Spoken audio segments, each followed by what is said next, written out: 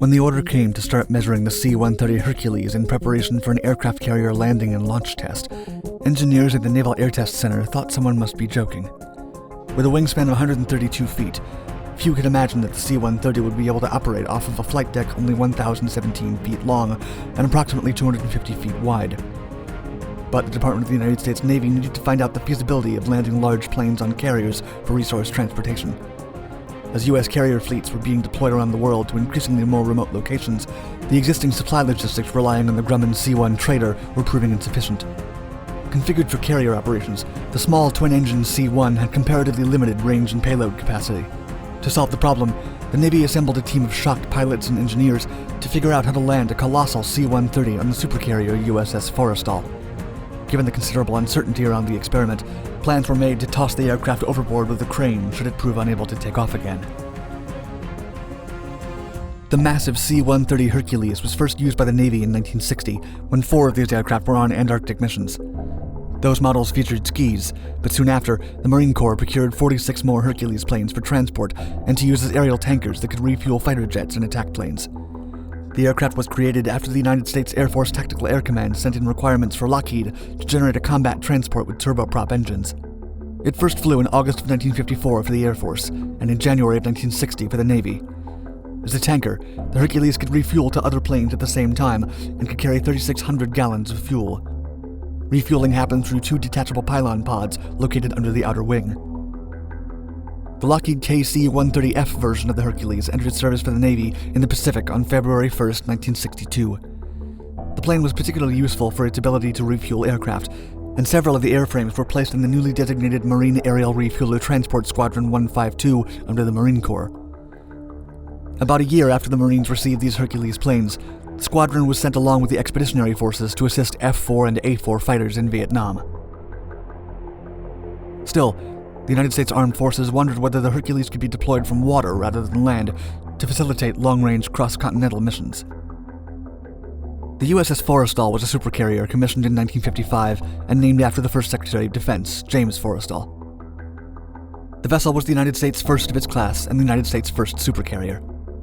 Unlike the subsequent nuclear carriers, the USS Forrestal harnessed conventional power. During its construction at Newport News Shipbuilding, the ship saw several design adjustments, including the replacement of a planned telescoping bridge for a traditional island structure. An angled landing deck and steam catapults were added to the flight deck, incorporating British design ideas. USS Forrestal was first launched on December 11, 1954. It entered service on October 1st of the following year. Sailors and officers affectionately referred to the vessel as the FID, short for First in Defense, and also a reference to James Forrestal. This nickname was integrated as a slogan on the vessel's insignia and patch. After some notable fires aboard the ship, the USS Forrestal also gained the monikers Forest Fire, Firestall, and USS Zippo. The worst of these fires took place in 1967. The supercarrier served in the Atlantic Ocean, the Mediterranean Sea, and the Pacific Ocean for almost 4 decades. In the end, it was decommissioned and turned into a museum. After several attempts to save the ship were unsuccessful, it was ultimately towed to Brownsville, Texas for scrap in February of 2014. By December of the following year, the ship had been entirely scrapped. The C-2 Greyhound is presently still one of the largest transport aircraft designed for carrier operations. Before the plane entered its service, however, the military was curious to see whether the C-130 Hercules could be used for logistics support by taking off and landing on a carrier. Tests using the Hercules and supercarrier USS Forrestal were scheduled for October of 1963. The theory behind the novel test was named Carrier Onboard Delivery, or COD, sometimes Supercarrier Onboard Delivery. The concept was created following the realization that aircraft carriers should be resupplied with urgently needed fuel and tools without having to return to port. Commencing in the early 1960s, the Grumman C-1 trader was actually in charge of resupplying the carriers. However, the twin-piston engine had 2 flaws that limited the operations: the 300-mile range and the 8,500-pound or 3,856-kilogram payload capacity. The Chief of Naval Operations, the most senior naval officer in the Department of the Navy, wanted a bigger transport plane to land on the USS Forrestal. He ordered the feasibility study to determine whether the C-130 Hercules could be used as a carrier onboard delivery aircraft. Aside from both greater range and payload capacity, the Hercules was a more stable and reliable aircraft. If it could replenish carriers in the middle of the ocean, it would resolve multiple concerns. The Navy assembled crew to carry out the supercarrier onboard delivery was formed by Lieutenant James H. Flatley III, Pilot Lieutenant Commander W. W. Stovall, his co-pilot and flight engineer E. F. Brennan, and Lockheed's test pilot Ted H. Limmer, Jr. Lieutenant James H. Flatley III would later recall in Commander Robert R. Powell's book Wave Off, A History of LSOs and Shipboard Landings that, quote, "They could not find a C-130 crew interested in going to the boat. So the Naval Air Test Center fingered 2 fighter pilots who couldn't even spell propeller. They gave us the keys to a Marine KC-130. Reports say that when the assignment reached Lieutenant James H. Flatley III, he was surprised and thought that higher command was playing a prank on him. According to writer and Lockheed chief engineer at the time, Joseph Earl Dabney, Flatley asked, quote, "Operate a C-130 off an aircraft carrier? Somebody's got to be kidding." But of course the unheard of test was not a joke. It was a genuine curiosity that the United States Department of the Navy needed to resolve. Once the team was assembled, training commenced for the record-breaking tests. In Powell's book, Flatley stated that their preparation for the historical moment was rather brief. Quote, "We had one 4-hour familiarization flight with Lockheed's chief test pilot before making exactly 100 test landings on the runway at Patuxent River." Despite the quick preparation and experimental nature of the projects, Lieutenant Flatley made history by landing the Hercules transport plane on the deck of the USS Forrestal in 1963. The test broke the record by using Hercules as the largest onboard aircraft to successfully land and take off from an aircraft carrier. The only modifications Lockheed made to the original C-130 was giving it a smaller nose landing gear hole and an upgraded anti-skid braking system. They also removed the underwing refueling pods. They carried out these changes at the Lockheed plant in Marietta soon before conducting the tests. Flatley expressed afterward, quote, "The big worry was whether we could meet the maximum sink rate of 9 feet per second. They not only accomplished this goal, but got even better numbers." In total, the team made 21 full-stop landings and 29 touch-and-go landings during 4 distinct trips. The Hercules used was an in-service Marine Corps KC-130F tanker. For the first test, they traveled off the coast of Jacksonville, Florida, and conducted it on October 30th. The USS Forrestal's flight deck was cleared, and the arresting wires were removed because the Hercules lacked a tailhook. The weather complicated the mission since the crew had to deal with 40-knot winds and gusts of up to 60 knots. Despite these difficulties, they were resolute in their purpose. The Hercules had to approach the USS Forrestal a total of 42 times that day to conduct 19 touch-and-go landings. Lockheed's chief engineer would later recall that Art E. Flock, who was on the supercarrier to witness the tests, had stated, quote, "The sea was pretty big that day. I was up on the captain's bridge. I watched a man in the ship's bow as that bow must have gone up and down 30 feet. The ship was sped up to 10 knots to fight the wind direction and to reduce yaw motion. When the plane landed, it had 40 to 50 knots hitting the nose." Art E. Flock also recalled, quote, "That airplane stopped right opposite the captain's bridge. It was cheering and laughing.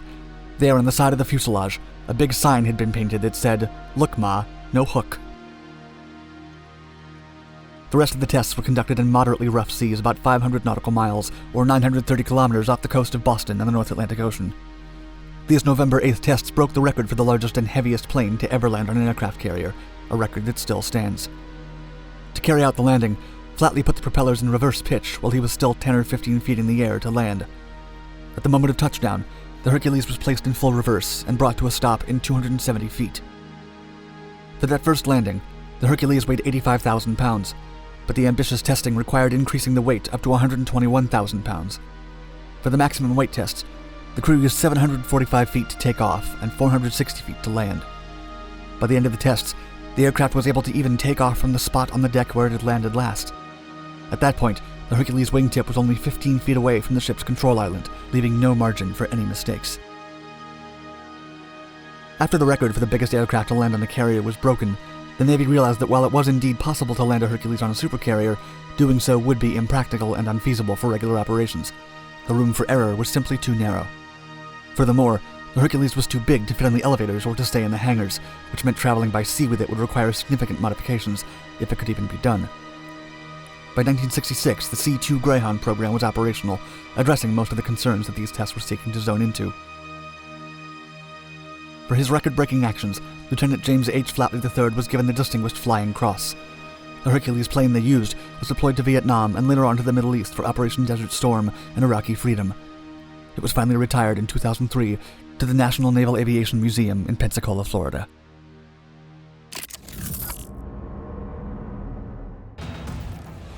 It was the opening aerial campaign of the Gulf War, and a sizable fleet of coalition fighters was skimming through the hazy Middle Eastern skies in one of their first massive ventures deep into enemy territory. On the ground, Iraqi radars began blasting incessantly as they detected suspicious activity. In mere minutes, squadrons of Mirage and MiG fighters took to the skies to hunt down the invading air force. As contact was made, the murky heavens were lit by the sudden bursts of warplane fire. It was then that an Iraqi Mirage F-1EQ detected a marooned, low-flying General Dynamics F-111. The American aircraft seemed like a prime target for a surprise attack, and a duel between the supersonic warplanes would have been a spectacular sight. However, this was not a conventional F-111. It was a Raven electronic warfare tactical electronic jamming aircraft that was not equipped with a single weapon. Stranded thousands of feet below other American fighters, and with no way to strike back, the crew would have to use the only ace up their sleeve to level the odds or even take down their assailant, a state-of-the-art arsenal of electronic warfare equipment.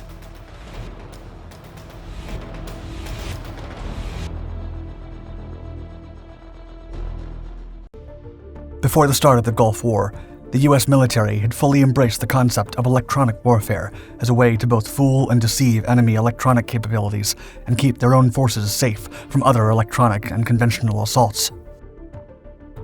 With that objective in mind, the U.S. Air Force contracted with Grumman in 1972 to convert 42 existing F-111As into electronic warfare aircraft. The new vehicle was meant to replace the aging Douglas EB-66E destroyer, which had been a crucial asset against enemy radar technology during the war in Vietnam.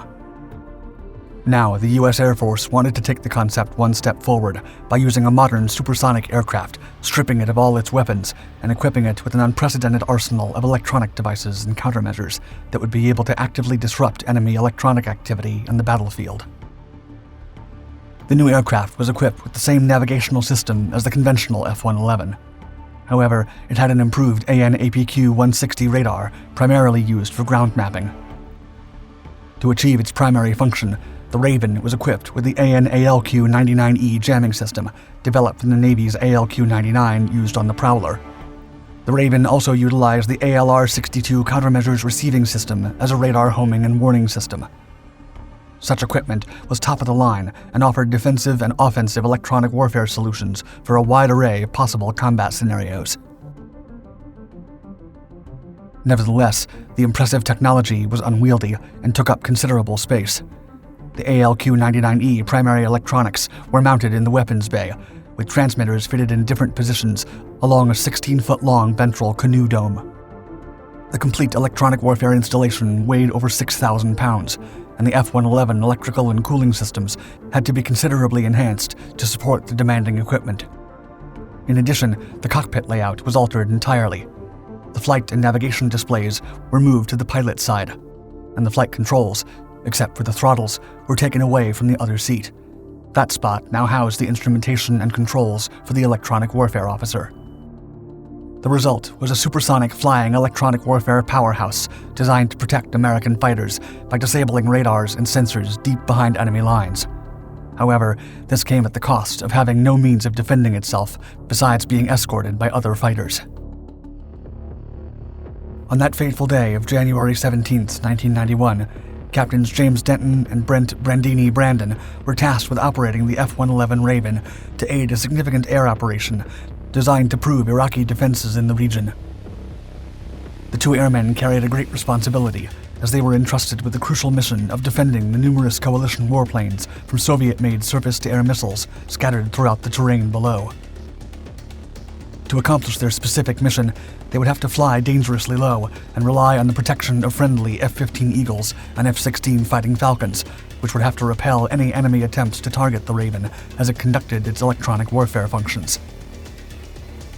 As soon as the coalition flight made it into enemy territory, Denton decreased the aircraft altitude to 1,000 feet. The other jets then began splitting up towards their particular targets. The Raven immediately began its work, jamming sensors and radars, and thus prohibiting the enemy from pinpointing the exact locations of the invading coalition fighters. However, the Iraqis knew something was afoot, and dozens of MiG and Mirage warplanes were soon darting off the tarmac to intercept the attackers. As opposing warplanes began engaging each other in swift but intense dogfights above the Middle Eastern desert, an F-15C pilot spotted an Iraqi Mirage F-1EQ supersonic fighter gaining altitude. The American fighter quickly pursued the target, and when the Iraqi pilot realized that he was being hunted, he attempted to fire a missile in desperation. The two aircraft engaged in a series of swirling evasive maneuvers as they both fought to stay out of sight of their enemy's crosshairs. However, the Iraqi pilot eventually deployed flares and sharply banked away, briefly losing the F-15C. As the Iraqi pilot recovered from the hectic escape, he soon gained visual contact with the low-flying Raven aircraft, accelerating in an attempt to take it down with a missile strike before the American aircraft could realize what was going on. Denton and Brandini were unaware of the enemy's actions, as they were distracted by their vital task of protecting the entire coalition fleet operating in the area. It was the sudden blaring and light flashes on their instrument panel that warned them that they were being painted for a missile strike. Their training immediately kicked in, and instinctively Denton went evasive. But in the exact second the Raven banked violently, the Mirage launched one of its two R-550 Magic air-to-air missiles at the American aircraft. Denton forced the Raven away from its original path, while Brandon skillfully operated the countermeasures console, deploying a burst of flares. The combination of evasive maneuvering and flares successfully caused the IR-guided heat-seeking missile to veer off course and miss the Raven. Hearts pounding and drenched in sweat, the American airmen breathed a sigh of relief. Still, the respite was too short, as the Mirage soon turned around to finish what it had started. The unarmed Raven had just begun recovering from its previous dramatic evasive maneuver when the pursuing Mirage returned and put the American plane back in its sights. The Mirage fired another Magic AAM missile towards the Raven, forcing Denton to perform yet another drastic evasive maneuver, which violently slammed both airmen back into their seats. Brandon simultaneously deployed another barrage of flares as the missile darted toward them, and the projectile miraculously missed. By then, the attacker had depleted its entire payload of air-to-air missiles, but he was now furious, and realizing a coalition F-15 was not descending to intercept him, he decided to close in and finish the Raven using the aircraft's twin DEFA cannons. The situation was dire for Denton and Brandini. Just waiting for the F-15 to arrive would leave them as sitting ducks, and they would most likely be shredded to pieces by a rain of 30mm shells. That's when Denton came up with a clever plan. They did not have any conventional weapons to fend off their attacker, but they did have an electronic warfare powerhouse that might be able to get the upper hand on the Iraqi Mirage. Denton abruptly dove, losing altitude rapidly. The Mirage followed, preparing its cannons to fire. It was utterly dark, visibility almost zero, and the Raven then leveled just a few dozen feet from the ground. Brandon was now using the terrain-following radar built into the jet and feeding instructions to Denton. The American pilot fiercely whizzed along, swiftly dodging dunes and obstacles, while their pursuer followed behind, flying completely blind. Before giving the Mirage pilot a chance to reconsider and stop its pursuit, Denton yanked the stick back towards his chest and simultaneously pushed the throttles forward, causing the EF-111 to surge into a supersonic climb. The Raven's powerful Pratt & Whitney TF-30 turbofans rapidly propelled it to supersonic speed, making it suddenly disappear from the pursuer's sights. The mixture of target fixation and temporary loss of situational awareness amid the darkness and low altitude ultimately proved too much for the Iraqi pilot, and he could not react fast enough against the formidable Raven maneuver. The Mirage then crashed into the desert, disintegrating into pieces and creating a massive fireball that flared up underneath Denton and Brandon as they continued their triumphant supersonic ascension. The two airmen were incredibly relieved.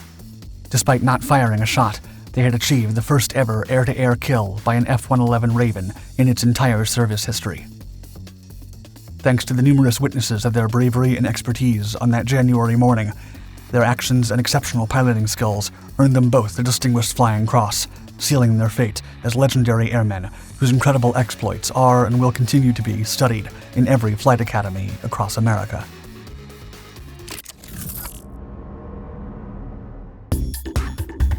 More often than not, military aircraft have notoriously short lifespans, and fighters face a particular problem, as they must compete directly with the newest available models.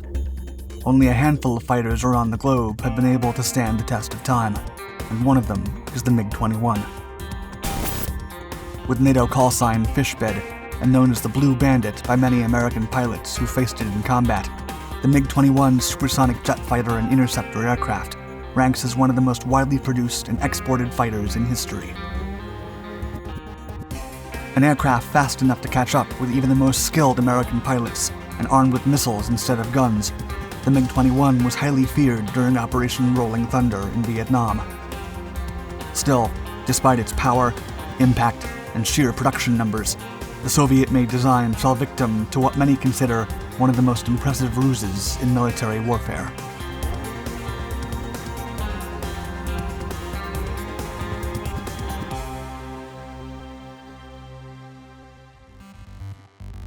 Initial suitability studies for a new MiG fighter began in 1953, as the resounding success of the MiG-15 and MiG-17 led the McCoy and Gurevich Design Bureau to believe that Soviet creations could go toe-to-toe against their Western counterparts. While the state-owned company already had the MiG-19 as the nation's first supersonic fighter, technology had changed so quickly in the early years of the jet age that the aircraft that once dominated the Korean War's airspace had become obsolete by the mid-1950s. As such, the Soviets intended the MiG-21 to improve upon its predecessor's failures while providing an effective air superiority option for the latest Cold War conflicts. The result was the first successful Soviet aircraft combining fighter and interceptor characteristics in a single plane, the MiG-21, eventually dubbed Fishbed by the North Atlantic Treaty Organization, or NATO. A lightweight fighter, the model achieved Mach 2 speed with a relatively low-powered afterburning turbojet. And in terms of design and innovation, the MiG-21 was mostly a continuation of the already existing MiG models, with the main difference being its triangular delta wings. Out of many technological improvements, the MiG-21 had a much larger capacity for armament, and when China gave the Soviet Union an American AIM-9 Sidewinder missile in their fight against Taiwan, the Russians had a great idea. The weapon was then reverse-engineered in Russia and emerged as the K-13, an infrared homing short-range air-to-air missile. The copycat device entered service with the Soviet Air Force in 1960 and became standard with the MiG-21 and many other Russian aircraft. Other armament options include several guided air-to-air missiles and unguided bombs or rockets, carrying up to 48,500 pounds of ordnance for a single mission. Moreover, the type was also faster and more maneuverable than its predecessors. Production began 3 years after a successful maiden flight in 1956, and the MiG-21 entered operational service soon after. While American fighters are usually larger and with plenty of features to carry out different sorts of missions, Soviet ones like the MiG-21 are relatively small and built with traditional materials and simple manufacturing. As such, the tough, simple, and reliable model could be built faster, cheaper, and in larger quantities, and also could be maintained by straightforward and almost unskilled labor. All in all, the MiG-21 holds the record for the most produced jet aircraft in history, with more than 10,645 units built between 1959 and 1985 and operated by over 50 countries. As was common with Soviet fighters, the MiG-21 pilots preferred to operate the type from ground control, eliminating the need for bulky, heavy, and sophisticated radar equipment. Designed for short, ground-controlled interception missions, the MiG-21 became renowned for this specific type of mission over the skies of North Vietnam. The first batch of MiG-21s arrived from the Soviet Union by ship in April of 1966, and it was given to the Vietnam People's Air Force's oldest fighter unit, the 921st Fighter Regiment. Capable of reaching a maximum speed of 1,386 miles per hour, but with a short range of 720 miles, the pencil-thin MiG-21s could cut through bomber packages before United States fighters could visually identify and target them, all while being able to evade older air-to-air missiles.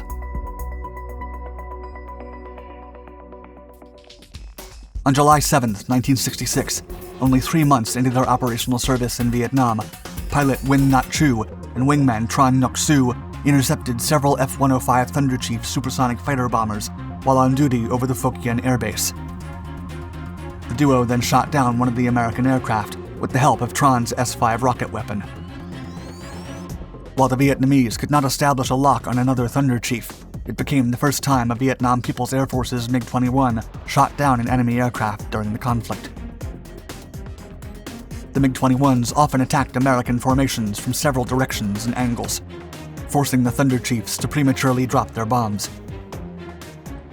After downing a few aircraft, the MiGs did not wait for retaliation, but quickly disengaged and flew back to base.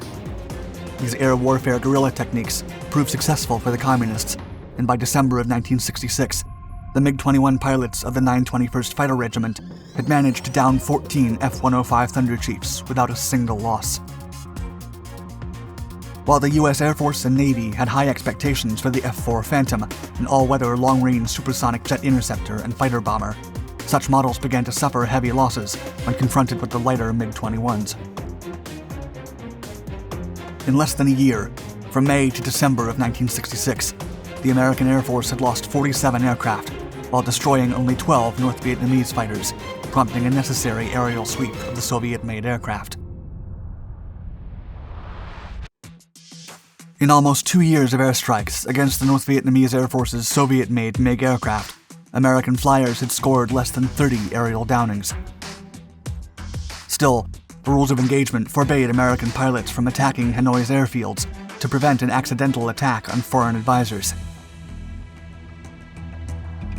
The 7th Air Force was fed up with this dynamic and proposed a unique and elaborate ambush to strike down Hanoi's feared fighter jets. To complete this challenging endeavor, the 7th Air Force chose Robin Olds to lead the American strike force. Olds was a famous colonel in charge of a tactical fighter wing in Thailand at the time. Originally known as the Special Mission, the plan for Operation Bolo was to lure the MiG-21s into an encounter with F-4s. Still, there was a secret element of the plan that wasn't disclosed until after the Cold War ended. Signal-snooping C-130B-2 aircraft were also deployed to keep track of the MiG's communications in order to feed information directly to the American pilots throughout the mission. According to Olds, he wanted the task force to be alerted if things weren't working out, so they could turn around and head back to their base if needed.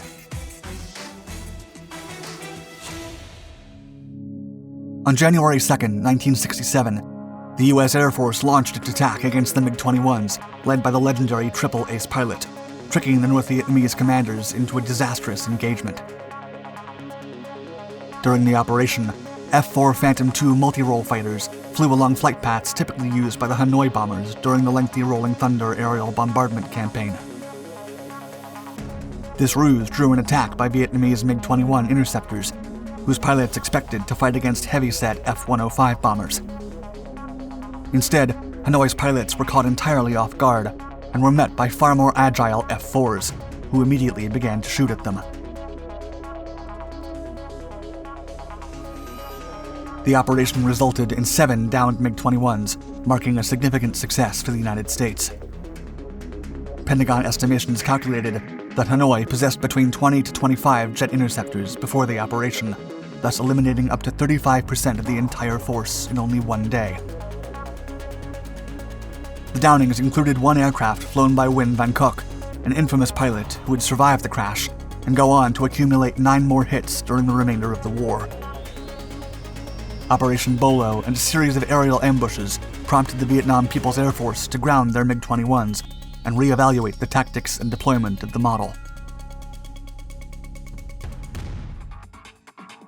While approximately 60 countries across 4 continents have flown the MiG-21, an accurate number is difficult to determine, as several nations ceased to exist before the MiGs that served them. Past operators include Afghanistan, Iraq, several European nations such as Germany and Finland, and former Soviet territories like Georgia, Slovakia, and Yugoslavia. Still, the number of operational MiG-21 fighters began to decline in the late 1980s, as more modern models began to replace them in service and the Soviet Union collapsed, leading to a dramatic reduction of Russian air power strength. However, the MiG-21 and its Chinese variant still serve many nations, and are currently used in 18 air forces worldwide, including Russia, Ukraine, and India. With dozens of variants and upgrades over the years, the modern-day fish beds are much different from the fighters that were first introduced in the mid-20th century. These newer models carry more sophisticated weapons and many electronic upgrades for their radar and communication equipment. In addition, with the advent of 3D printing, it has become even easier for current operators to keep their models in service, producing spares and upgrades within each country without much Russian intervention. Indian MiG-21s, the main operational force of the type, have been updated to serve at least until 2025. If this happens, the MiG-21 will become the most extraordinary success story of the Soviet Air Force. Ultimately, the MiG-21 remains one of the most iconic fighters of the supersonic age, more than 60 years after rolling off the lines for the first time.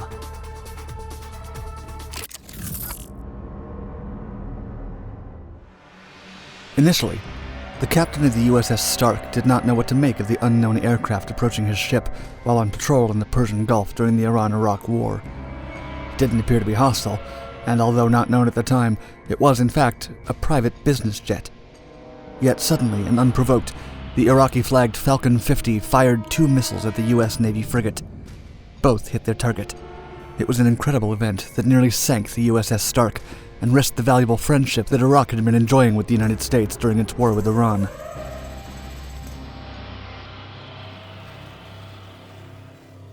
Iran and Iraq began fighting in September of 1980 when Iraq invaded its neighbor.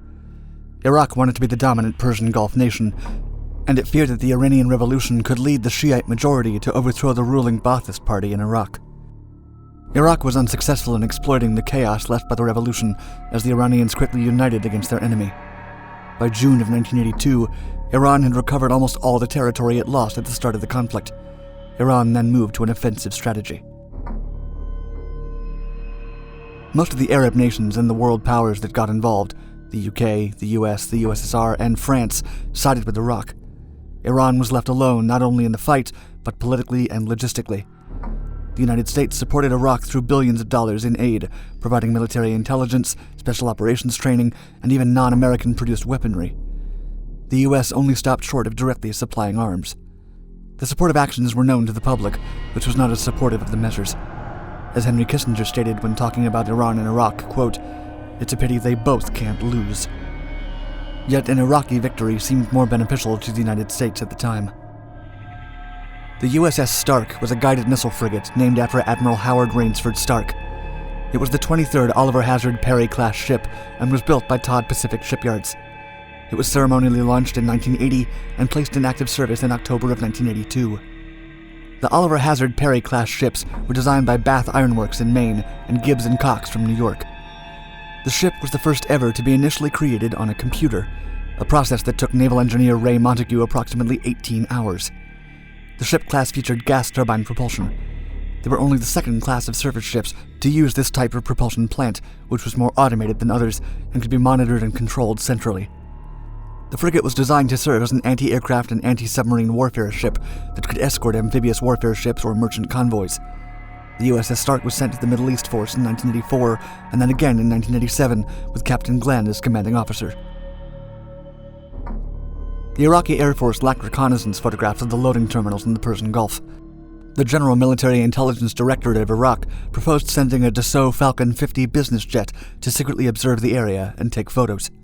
The Iraqi Air Force supported the move, and at the beginning of 1986, they sent the plane to Amman, the capital of Jordan, so it could then go to Mumbai under the guise of carrying wealthy Iraqi businessmen. In reality, the plane transported 3 Dassault Mirage pilots and a photographer. The plane was flown next to Siri, under the excuse of an accidental navigation error so that aerial photographs could be collected. Major General Shaban decided he wanted to deploy the same aircraft to the lower Persian Gulf for anti-shipping operations after looking at the report of the secret mission. The Dassault Falcon 50 was sent to Viaroche in France for modifications. The fire control system and Cyrano 4 C5 radar of the Mirage F1 were installed, along with cockpit modifications on the right side. Externally, the plane had a missile launcher installed under each wing, and the nose replaced with that of the Mirage F1. In some respects, the civilian private plane had been updated into a French fighter. After testing, it entered service under the Iraqi Air Force, as an Air Force Falcon 50 YI-ALE, nicknamed Susanna. Susanna was sent to the Persian Gulf carrying 2 Exocet missiles on May 17, 1987. The aircraft was escorted by 2 MiG-23s and 2 MiG-25s. It was during this mission that the pilot would make a terrible mistake.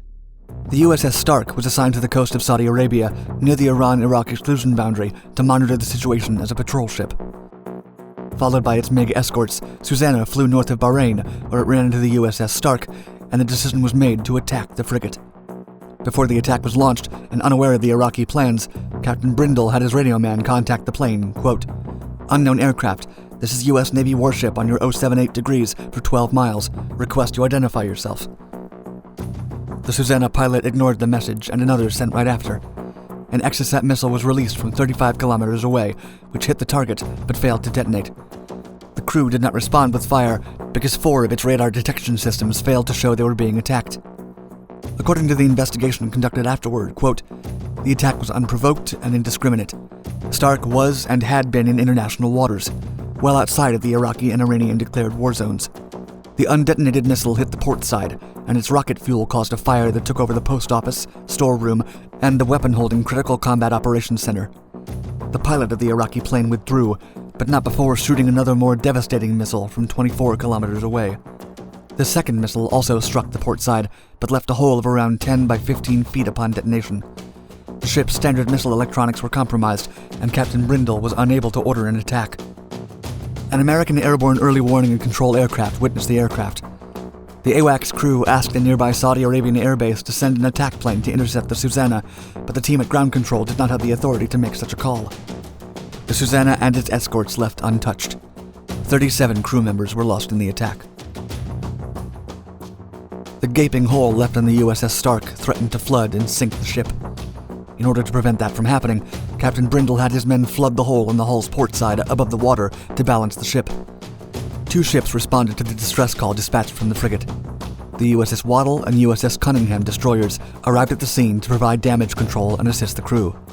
An Iranian helicopter and a Saudi Arabian ship also answered the call and assisted in the rescue mission.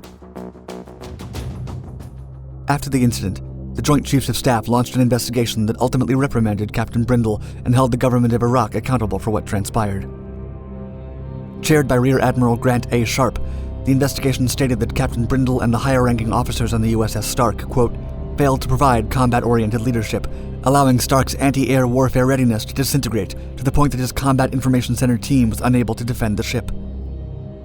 Furthermore, it was established that the captain should have ordered an attack under the United States Navy rules of engagement, and that the USS Stark should not have received the first hit without firing at the Susanna aircraft. The board in charge of the investigation recommended courts-martial for the captain and the tactical action officer on board the ship, Lieutenant Basil E. Moncrief. The actual consequences, however, were less severe, as they both accepted responsibility for the way things transpired. Captain Brindle wrote in a statement, quote, "We must take the lessons learned, make needed improvements, and ensure a tragedy like this never happens again." After being reprimanded, Lieutenant Moncrief resigned, and Captain Brindle retired soon after as a commander, a lower rank. After surviving the attack, the USS Stark traveled to Bahrain, arriving the next day on May 18th. Temporary repairs were conducted by the destroyer tender USS Acadia, an auxiliary ship, so that it could withstand the journey back to its home port at the Mayport Naval Station in Florida. Iraq's initial claims that the USS Stark had violated neutrality were dispelled when it was confirmed that the American vessel had been 2 miles away from the exclusion zone in international waters. An initial apology from Iraq had Saddam Hussein claiming that the pilot had mistaken the ship for an Iranian tanker. It is unknown whether these claims are based in fact. U.S. officials then stated that the pilot responsible was facing capital punishment, but an Iraqi ex-commander contradicted this statement at a later date. The incident threatened to harm Iraqi-American relations, which were already strained due to the 1986 revelation that the U.S. had sold weapons to Iran during 1985 and 1986.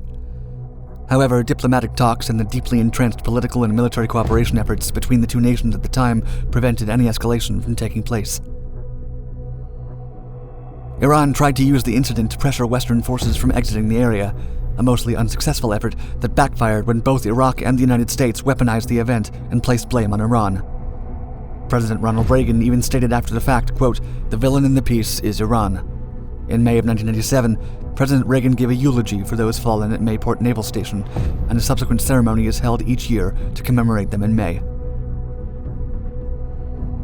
Iraq and the United States did not settle on compensation for the damage incurred to the crew of the USS Stark until 2011, when a $400 million fund was set up to compensate them, as well as the prisoners of war and hostages taken during the Persian Gulf War.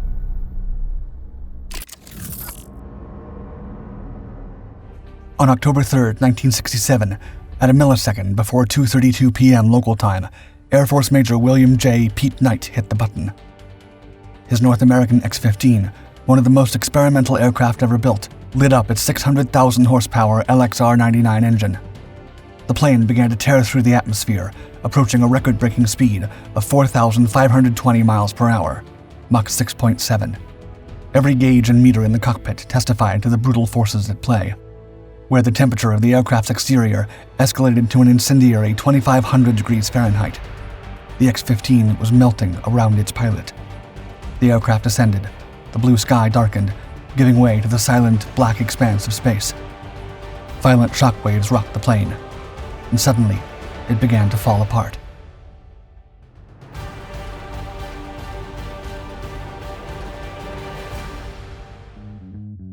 Throughout the 20th century, aviation design embarked on a never-ending pursuit, soaring faster and higher than ever before. From that moment in 1903, when the Wright Flyer defied gravity for the first time, aeronautical engineers fixed their gaze on crafting innovative aircraft that could achieve unprecedented speeds and altitudes. Halfway through the century, the Bell X-1, an extraordinary experimental aircraft specifically designed to push the boundaries of human achievement, first defied the laws of physics, breaking the sound barrier and ushering in a new era of aviation. The resounding sonic boom that rippled across the sprawling landscape of Mach Dry Lake in California marked the genesis of the age of supersonic flight. From the 1950s, supersonic aircraft became the singular focus of aeronautical design. Within a remarkably brief span, the Lockheed F-104 Starfighter emerged as the vanguard of this thrilling new chapter. Masterminded by the renowned Lockheed Skunk Works, the type epitomized the essence of supersonic aerodynamics. And yet, the relentless pursuit of speed knew no bounds. In a mere 2 decades, another milestone was achieved. The X-15, defying comprehension and blazing through the heavens at a staggering Mach 6.7, catapulted aviation into the age of hypersonic flight. The X-15 represented the culmination of years of dedicated work. It all began with a concept study conducted by the National Advisory Committee for Aeronautics, the predecessor of NASA. The findings of this study were passed on to both the U.S. Air Force and Navy in July 1954, setting the stage for what would become an outstanding aircraft. North American aviation was entrusted with designing the airframe, while reaction motors provided the engines, capable of propelling the aircraft to the intended speeds required for these groundbreaking trials. Unlike its supersonic predecessors, the X-15 defied convention with its wider fuselage, blunted nose, and thicker wing featuring a blunt leading edge. Design choices aimed to minimize the intense aerodynamic heating experienced at high speeds. In essence, the X-15 was a dramatic departure from conventional supersonic aircraft. It wasn't supersonic at all. The X-15 series comprised experimental aircraft, typically measuring around 50 feet in length, with a 22-foot wingspan and a wedge-shaped vertical tail towering 13 feet high. Interestingly, the lower part of the tail extended below the landing skids, which would be jettisoned and safely recovered with the help of a parachute during landings. At the heart of the X-15's power was the Thiokol XLR-99 rocket engine, fueled by anhydrous ammonia and liquid oxygen. This formidable engine could maintain a minimum thrust of 28,000 pounds and reach an impressive maximum thrust of 57,000. As for weight, the X-15 boasted a launch weight of 31,275 pounds, which significantly decreased to 12,295 pounds once the fuel was expended. The primary objective of the X-15 was to serve as a platform for testing the conditions that future astronauts would encounter as the United States embarked on its ambitious journey into space. With its distinctive mid-wing design and single seat, the X-15 was poised to explore a wide range of challenges posed by hypersonic flight, including high aerodynamic heating rates, stability and control, and psychological phenomena. The X-15 relied on conventional aerodynamic controls within Earth's atmosphere, utilizing rudder surfaces and canted horizontal surfaces on the tail to manage yaw, pitch, and roll. Nevertheless, once it ventured beyond the atmosphere, a reaction control system featuring hydrogen peroxide thrust rockets took over to ensure precise control. To withstand the intense aerodynamic heating, the X-15 boasted a nickel-chrome alloy outer skin known as Iconal X, acting as a reliable heat sink. Meanwhile, the cabin, constructed from aluminum, was thermally isolated from the outer structure to maintain a cool interior temperature. And so, the North American X-15 was poised for its first flight. At last, the first X-15 aircraft arrived at the NASA High-Speed Flight Station in the late 1950s. Scott Crossfield, an instrumental figure in its design, conducted demonstration flights. Then, history happened. Launching the X-15 was no simple feat. It required the assistance of a Boeing B-52 Stratofortress mothership. Throughout its service, two specific bombers played a pivotal role, an NB-52A, aptly named the High and Mighty One, and an NB-52B, dubbed Balls 8. These motherships enabled the X-15 to reach the necessary base speed of 500 miles per hour, an altitude of 8.5 miles prior to launching. Only after attaining the required conditions would the X-15's engines engage. Mounted under the wing of a B-52, the X-15 and Crossfield were carried to an altitude of 37,550 feet. And then, with an exhilarating release, the X-15 embarked on its maiden flight, a graceful glide through the air. True rocket-powered flights were yet to come, but even in this preliminary venture, the X-15 managed to achieve a remarkable speed of Mach 0.79 during its descent to the desert floor below. However, this initial flight was merely a prelude to the extraordinary program that would unfold. In the coming days, the X-15 nonchalantly shattered unofficial world speed and altitude records, etching its name in the skies. In particular, one record stands tall to this day, the highest speed ever recorded by a crewed powered aircraft. On October 3, 1967, Air Force Major William J. Pete Knight soared at an astonishing altitude of 102,100 feet, propelling his X-15 to mind-boggling speeds of up to 4,520 miles per hour, Mach 6.72. Throughout its illustrious journey, the X-15 pushed the boundaries of human achievement. It became a pioneer in gathering invaluable data that would shape the future of aerospace engineering. With each flight, it delved deeper into the uncharted realms of hypersonic aerodynamics, meticulously recording data on heating rates, structural behavior, stability, control, and pilot performance. During its decades-long tenure, the North American X-15 found itself embroiled in a myriad of scenarios, each unveiling new dimensions of its capabilities. Across its 199 flights, a select group of 12 pilots commanded the aircraft, representing the best of NASA, the Navy, the Air Force, and North American aviation. Among these illustrious individuals was Neil Armstrong, a name that would forever be synonymous with humanity's first steps on the moon. The X-15's accomplishments revolutionized hypersonic theory by transforming it into tangible flight. It blazed trails in space altitude control with the pioneering use of reaction controls. Its superalloy structures, engineered for hypersonic re-entry, pushed the boundaries of reusability. It even played a pivotal role in developing full-pressure suits, crucial for pilots venturing into the unexplored realms of space.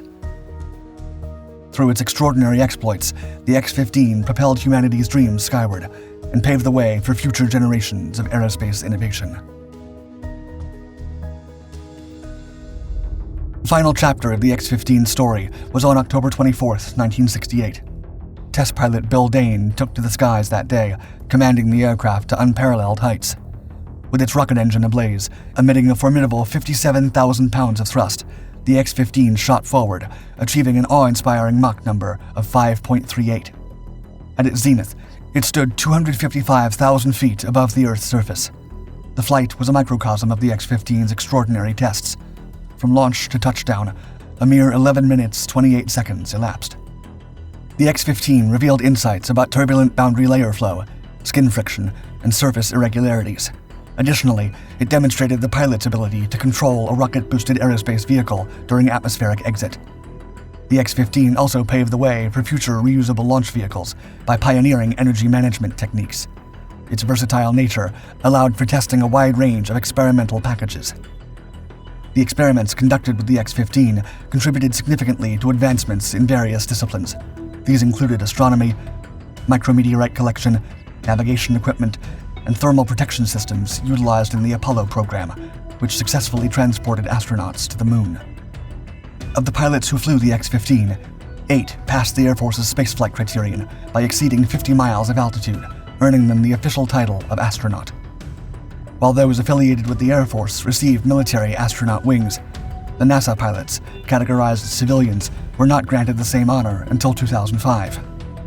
One of the original 3 aircraft is now prominently displayed in the Milestone of Flight Gallery at the Smithsonian's National Air and Space Museum, next to the Wright Flyer, the Bell X-1, and the Lockheed F-104. The X-15 stands as a natural continuation of aviation's ceaseless quest.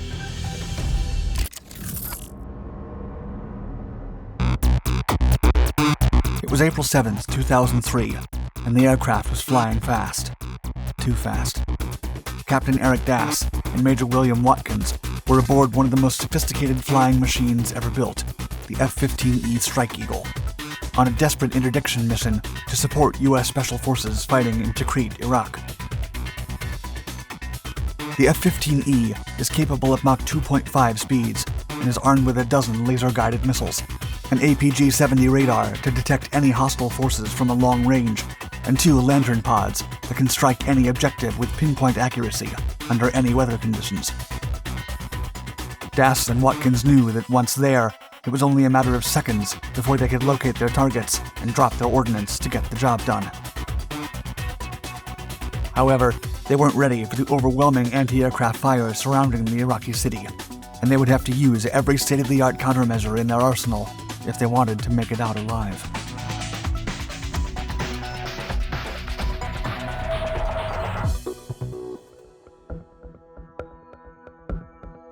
The F-15 Eagle preceded the F-15E Strike Eagle. That American twin-engine all-weather tactical fighter aircraft was conceived to replace another aircraft produced by McDonnell Douglas, the F-4 Phantom II, during the aftermath of the war in Indochina. The Phantom was also an all-weather aircraft designed as a long-range fighter bomber and supersonic jet interceptor, and it was widely used by the U.S. Navy, Air Force, and Marine Corps during the entire Vietnam War. During the 10-year conflict, the Phantom was the primary air superiority fighter in the U.S. military, serving in numerous roles, such as aerial reconnaissance, ground attack, and interceptor.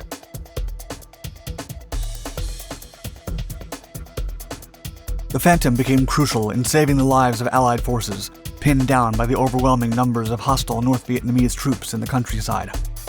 It also helped punish the communist supply line by conducting bombing runs over the Ho Chi Minh Trail. Still, despite its outstanding Mach 2.2 speeds, weapons load of over 18,000 pounds, and its devastating M61 Vulcan rotary cannon, the Phantom significantly aged after 2 decades of service.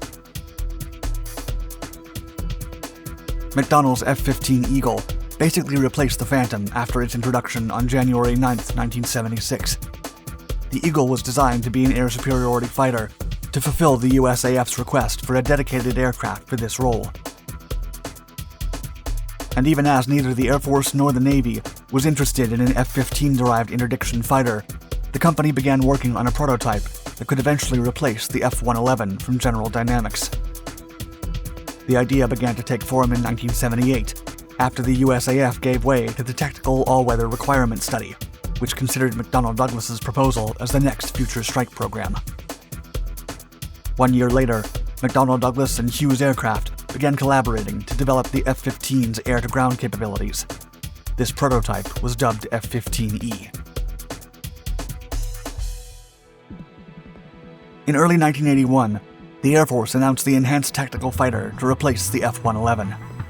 The requirements for this replacement included an aircraft capable of deep air interdiction without support from jamming countermeasures or fighter escorts.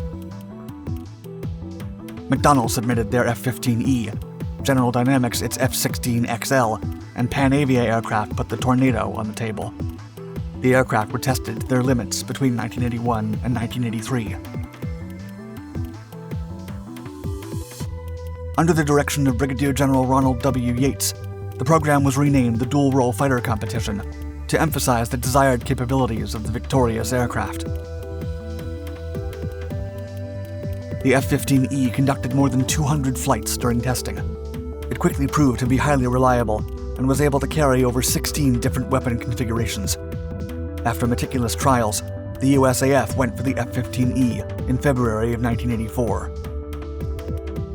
The Air Force then awarded the company a contract to produce 390 F-15Es. The first one was delivered in December of 1986 and had its maiden flight on the 16th with pilot Gary Jennings. With Jennings at the helm, the aircraft reached an altitude of over 40,000 feet and a maximum speed of Mach 0.9. Still, this F-15E was not the final version and lacked the redesigned engine bay and aft fuselage. It wasn't until April of 1988 that the first fully completed F-15E was delivered to the 405th Tactical Training Wing at Luke Air Force Base in Arizona. Production then steadily increased until more than 230 were handed to the Air Force in the early 2000s. The design and features of the F-15E significantly differ from those of its predecessor, which was developed as an air superiority fighter. On the other hand, the focus of the F-15E was to perform air-to-ground missions, but it also has capabilities to engage targets in air-to-air battles. Still, the F-15E retained the basic airframe of the Eagle, but with some structural changes. The aft fuselage was redesigned to make space for more powerful engines, and the engine bay was modified to use superplastic forming and diffusion bonding technologies. The cockpit also incorporated newer avionics and screens for the radar, thermographic cameras, weapon status, and other electronic warfare essentials used by the second crewman, the Weapons Systems Officer, or WSO.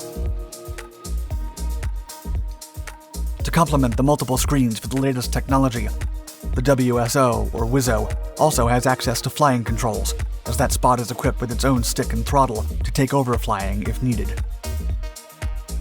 In addition, the aircraft's navigation system uses a laser gyro and a global positioning system to monitor the F-15E's position and provide immediate information to both crewmen. Another innovation is the APG-70 radar, which allows the crew to identify long-range ground targets. According to the USAF, quote, "One feature of this system is that after a sweep of a target area, the crew freezes the air-to-ground map and then goes back into an air-to-air mode to clear for air threats. During the air-to-surface weapon delivery, the pilot is capable of detecting, targeting, and engaging air-to-air targets, while the WISO designates the ground target." The Strike Eagle was named as such to differentiate it from its predecessor. It has a top speed of 1,875 miles per hour, a wingspan of 42.8 feet, a length of 63.8 feet, a height of 18.5 feet, and a maximum takeoff weight of 81,000 pounds. The aircraft is equipped with the Lantern, or Low-Altitude Navigation and Targeting Infrared Night System. This system comprises 2 pods attached to the aircraft's exterior and gives it excellent accuracy in weapons delivery. One of the pods contains a terrain-following radar, or TFR, that allows the pilot to fly safely at low altitudes thanks to cues on the heads-up display. This unique feature can be combined with the Strike Eagle's autopilot capability to provide hands-off terrain functionality. Meanwhile, the second pod is used to target and contains a laser designator that, coupled with the tracking system, can mark any objective for destruction at a long range. Information acquired by the pod can be directly handed off to GPS or laser-guided bombs. Ultimately, the Lantern system allows the Strike Eagle to fly at low altitudes under any weather conditions and strike any target with lethal precision. Such outstanding capabilities are bolstered by the aircraft's destructive arsenal, which includes an internal General Electric M61A1 Vulcan 20mm cannon with 500 rounds. The Strike Eagle can also carry almost every weapon in the USAF's inventory. Usually, it can take 4 AIM-9 Sidewinder, 4 AIM-120 AMRAAM, and 8 additional AIM-120 AMRAAM missiles for air-to-air and air-to-ground operations. Additionally, the The Strike Eagle can be fitted with 2 conformal fuel tanks that hug the fuselage to produce lower drag. These carry over 750 gallons of fuel to increase the range of the aircraft to over 2,400 miles, with a maximum service ceiling of 60,000 feet. Power comes from 2 Pratt & Whitney F100 PW220 or 229 engines that provide over 50,000 and 58,000 pounds of thrust combined. Moreover, they feature digital technology for increased performance, which helps accelerate to maximum afterburner in less than 4 seconds, and thus helping with quicker takeoffs and maneuvers.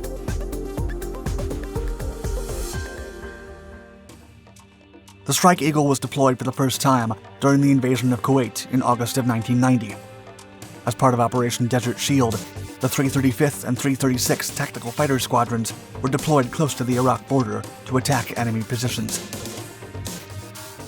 Over 25 Strike Eagles attacked several Scud installations and other ballistic missile installations across Iraq. And during the first days of Operation Desert Storm, the F-15Es also engaged with Soviet MiG-29s, but could not take them down. Still, the Strike Eagles destroyed over 18 Iraqi fighters near Talil Air Base as the days passed. And while supporting special forces, another F-15E destroyed an enemy helicopter unloading troops, saving the entire friendly unit from being wiped out. Several Strike Eagles participated in Operations Southern Watch and Northern Watch when a no-fly zone was established over Iraq. They released bombs over SAM sites close to Mosul to clear the ground from future threats. The F-15Es were also deployed to the Balkans when the United Nations enforced a no-fly zone over Bosnia and Herzegovina. In March of 1999, 26 F-15Es were dispatched to remove Serb surface-to-air missile sites and other objectives of critical importance. After 9/11, the 391st Fighter Squadron was deployed to Ahmad al-Jaber Air Base, Kuwait, to participate in Operation Enduring Freedom, and had a critical role in taking out entrenched Taliban positions. Then, in 2002, strike groups of F-15Es were sent across the skies of the Middle East to destroy command and control buildings, radar sites, relay stations, and other facilities. Since then, the Strike Eagle has remained operational in the Middle East and other regions, with some participating in Operation Odyssey Dawn by establishing a no-fly zone over the skies of Libya, and others took the fight to the Islamic State in 2014 and shattered militant training compounds, supply depots, and IS vehicles. Today, the U.S. has over 220 Strike Eagles in service, and in September of 2022, BAE Systems announced that the F-15E would get the Advanced Systems Digital GPS Anti-Jam Receiver to increase the aircraft's lethality.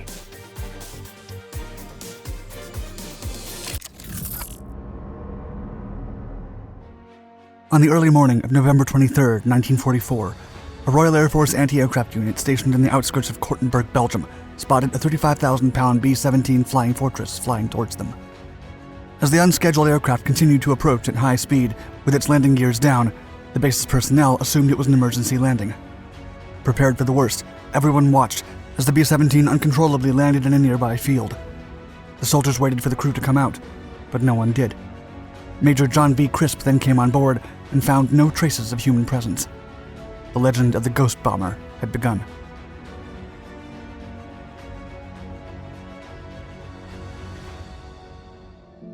A massive B-17 Flying Fortress unexpectedly approached an airbase just outside of Kortenberg, Belgium, as people on the ground prepared for an emergency landing. As the aircraft kept going lower, it barely avoided crashing into the unit's guns and performed a 3-point landing in a nearby field. The landing was so swift and chaotic that the aircraft's propellers snapped off, and both wings were destroyed as it touched ground. After the engines came to a stop, 3 of the props still continued to whirl. Following the emergency landing protocol, the Belgian personnel gathered near the aircraft with medical supplies and waited for the crew to come out of the Flying Fortress. After 20 minutes of waiting, Major John B. Crisp decided to carefully approach the wreckage site, fearing there would be no survivors. With little to no knowledge of the aircraft, Crisp struggled to find an entry hatch. After discovering it was located under the fuselage, he went into the bomber and called out for survivors.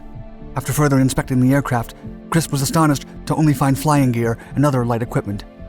In Crisp's own words, quote, "I made a thorough search, and our most remarkable find in the fuselage was about a dozen parachutes neatly wrapped and ready for clipping on. This made the whereabouts of the crew even more mysterious. The Sperry bomb sight remained in the Perspex nose, quite undamaged, with its cover neatly folded beside it. Back on the navigator's desk was the codebook giving the colors and letters of the day for identification purposes. Various fur-lined flying jackets lay in the fuselage, together with a few bars of chocolate, partly consumed in some cases. As Crisp continued to look around, he looked into the aircraft's codebook and found a single but chilling clue written on the paper. Bad flak. The Major then turned off the operating engines and came back outside to tell his fellow soldiers the chilling truth. The plane had landed itself. The Allied soldiers searched for any trace of humans within the vicinity, but found no one.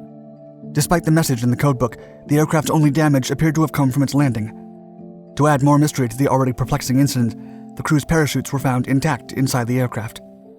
The next day, the story of the aircraft that landed itself in Belgium was published in Stars and Stripes, a daily American military newspaper. The story soon became wildly popular, and the aircraft was nicknamed the Phantom Fortress. As word continued to spread on the European front, Major Crisp called up several bases looking for information using the aircraft's serial number. He was relieved when he found out that the 9 B-17 crew members were alive and accounted for, and infantrymen had taken them back to their base in England. It wasn't until December 8, 1944, that Stars and Stripes finally published the complete story of the Phantom Fortress. On November 21, 1944, 2 days before the incident, Lieutenant Harold DeBolt from the U.S. Air Force's 401st Fighter Squadron was assigned to B-17 Flying Fortress from the 324th Squadron. Almost all Flying Fortresses had nicknames, like the Memphis Belle, the Zooty Cutie, and the Fearless Fosdick, complete with colorful hand-painted figures on their forward fuselages. But DeBolt's B-17, with serial number 43-38545, was so new that it hadn't received a nickname and was painted in standard colors. On the aircraft's third mission, the American 9-man crew from 8 different states were instructed to attack the lunar refinery at Mersburg, 120 miles away from Berlin. The city was known to Allied soldiers as Dreaded Mersburg, as 400 anti-aircraft guns protected it. This was twice as much as Berlin. Mersburg was a sprawling industrial city with over 250 buildings and located near several Luftwaffe airfields. It was also vital to Germany's remaining hope of victory, and the 8th Army Air Corps continually attacked it. The squad that would attack the lunar refinery at Mersburg left their post in England amidst gloomy weather conditions. As the formation climbed to the bombing elevation of 28,000 feet, Pilot DeBolt realized his aircraft had a faulty engine and could not reach the same elevation as the others. Things only worsened as the formation began using their bomb release mechanisms. However, DeBolt's aircraft had a malfunction which led it to veer off course. Now flying on its own, the B-17 became an easy target. Almost immediately, the aircraft was hit by enemy fighters, 88mm anti-aircraft guns, and anti-tank artillery. The B-17 was then filled with smoke and fire.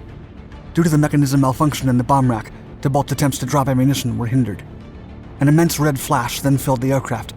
It had been hit directly on its bomb bay from a flak burst. Fortunately, the bombs did not explode, but instead began to fall to the ground. DeBolt later said of the moment, quote, "I'll be darned if I know why the bombs didn't explode." The aircraft was severely damaged, as engine number 2 was torn off, and number 3 was windmilling and causing the B-17 to flutter out of control.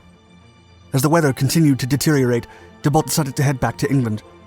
The crew was now flying on 2 engines, and the aircraft continued to break down because of the failing propeller. DeBolt ordered his crew to jettison all surplus equipment out of the aircraft to lighten it, but as they flew over Belgium, the remaining engines also began to sputter.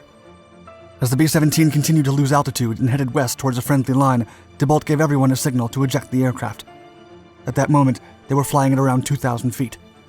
DeBolt was last and remained in the aircraft while deciding what to do next.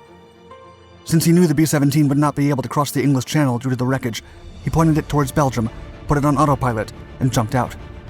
While the crew fell into an uncertain future, the B-17 continued flying on autopilot without a specific route. Thankfully, all parachutes opened and the men landed safely. Co-pilot Osborne Stone landed in a park in a small village near Brussels.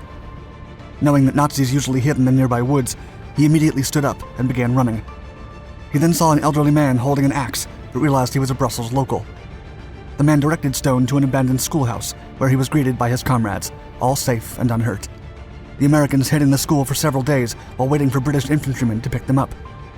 As a token of appreciation, the village cooked them a Thanksgiving meal. A successful B-17 unmanned landing had never happened before, leaving everyone to wonder precisely what had happened. The United States 8th Air Force Service Command immediately sent a team of investigators to the wreckage site in Belgium, and a group of interviewers were sent to question the airmen. According to the Phantom Fortress crew members, they had no choice but to eject the aircraft as they were running on 2 engines. However, the Royal Air Force witnesses claimed that 3 engines were still running when the aircraft landed. When Major Crisp was interviewed, he reported that the B-17 was not as damaged as the crew stated, and he found all the unused parachutes inside.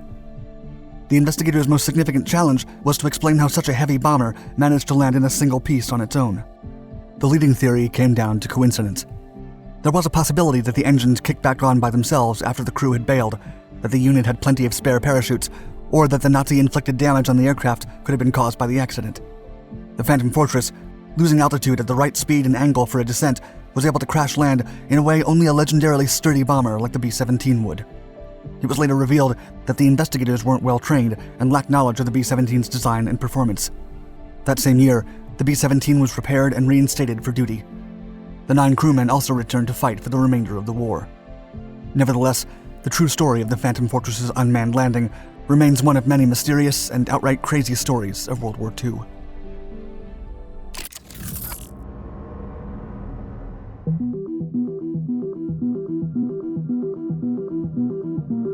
The Soviet MiG-15 fighter proved to be a menace that the United States wasn't ready to take on. In an effort to create an aircraft that could beat the Soviet fighter jet, the Grumman Aircraft Engineering Corporation started to redesign its existing fighter aircraft, the F-9 Cougar. In line with Grumman's tradition of naming their carrier-based fighters after felines, the Navy chose the name Tiger for the F-11F. This aircraft showed promise from its maiden flight, where it almost achieved Mach 1 speed. The Tiger was also the second Navy aircraft to later reach supersonic speeds. In fact, this aircraft was so fast, it managed to shoot itself down.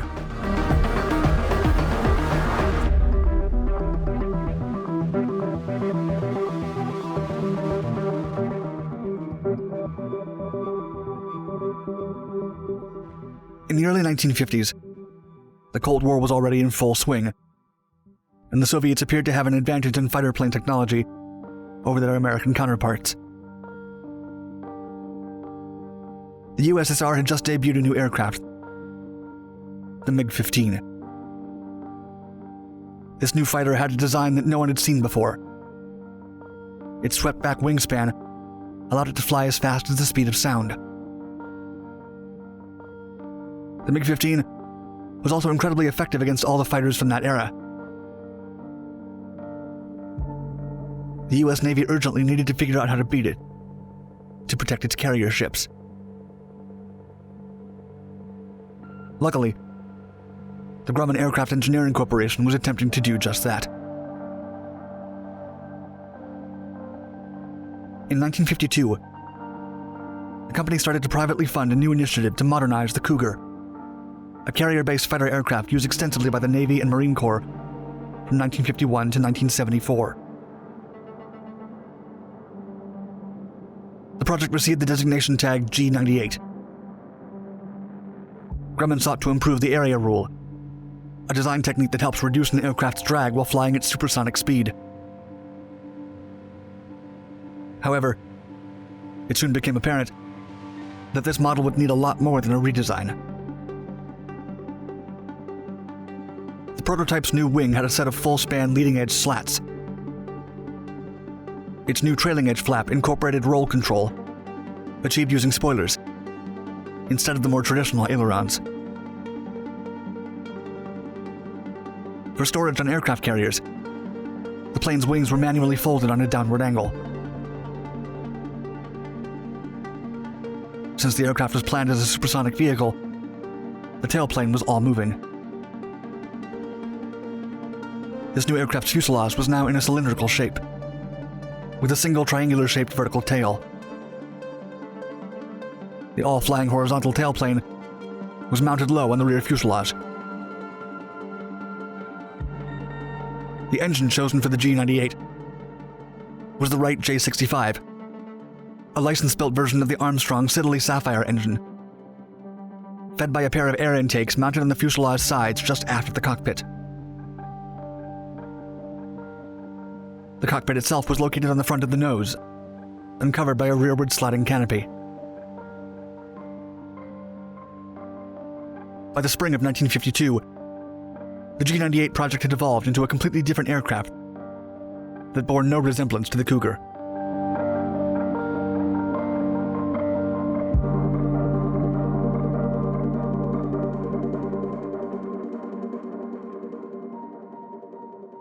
When the Navy Bureau of Aeronautics read the G-98 proposal, they were impressed, especially by its potential for supersonic performance and reduced transonic drag. On April 27, 1952, the Navy ordered 2 prototypes and a static test airframe model. Even though this new model was quite different from the F9F7 Cougar, the Navy assigned the designation XF9F8 to the new project. To further add to the confusion, the prototypes were then redesignated XF9F9. The previous designation went to another derivative of the Cougar.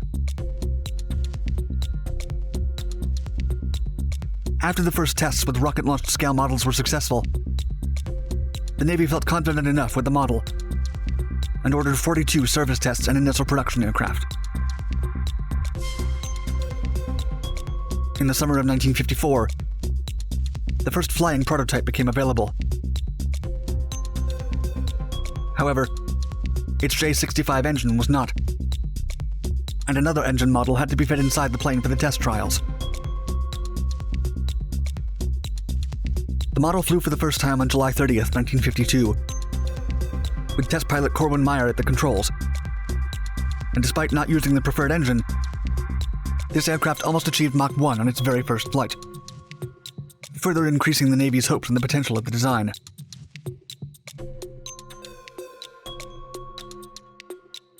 The second prototype flew for the first time on October 2nd, 1954, and became the second U.S. Navy aircraft to reach supersonic flight.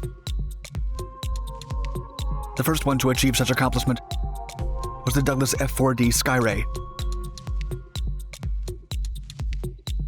In April of 1955, when the Navy finally admitted that the Tiger was not an upgraded Cougar, the aircraft received a new designation, F-11F1.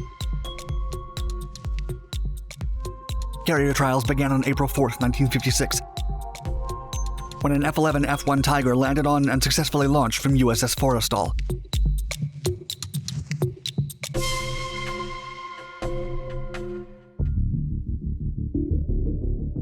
The Navy and Grumman chose the name Tiger for the F-11F, in line with the tradition of adopting feline names for Grumman-designed carrier-based fighters. The Tiger served aboard several carriers, such as the USS Bonhomme Richard, Forrestal, Intrepid, Ranger, and Saratoga. In 1954, when the Tiger made his debut, the Vought F-8U Crusader also entered Navy service. However, the differences between the two aircraft quickly became apparent. Even though the Tiger was faster than the Crusader at sea level and had better handling characteristics, the Tiger was almost 300 miles per hour slower than the Crusader at 35,000-foot heights. The Tiger had a slower initial climb rate, and the Crusader's combat range was appreciably better. In addition, the Wright J-65 engine wasn't exceptionally reliable, and had already reached its fully optimized potential by the time it was belatedly installed on the Tiger. Despite its initial enchantment with the Grumman aviation model, the Navy canceled further contracts for additional Tigers, and canceled the model's planned reconversion before any prototypes could be built.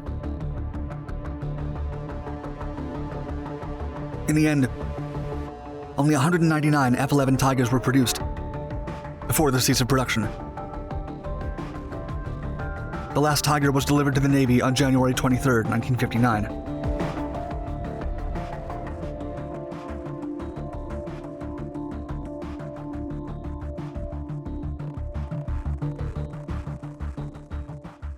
With the cancellation, Grumman had no Navy fighters in production for the first time in its history. The Tigers were phased out by other models, and in April 1961, the aircraft was withdrawn from carrier operations. Following its Navy service withdrawal, the Tiger was used as a training aircraft in the early 1960s. After the 1962 Act of the United States Tri-Service Aircraft Designation System, the fighter, previously known as F-11F, simply became the F-11.